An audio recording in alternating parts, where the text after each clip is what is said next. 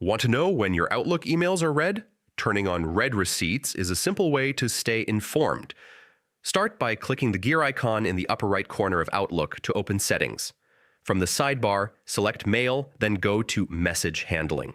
Here you'll find Read Receipts. Click on it, and you'll see a few options. Ask each time, Always Send, or Never Send. Choose the option that works best for your workflow and privacy preferences. Then make sure to save your changes. Once enabled, Outlook will notify you whenever someone opens your email, helping you keep track of important messages and ensuring your communication is clear and efficient.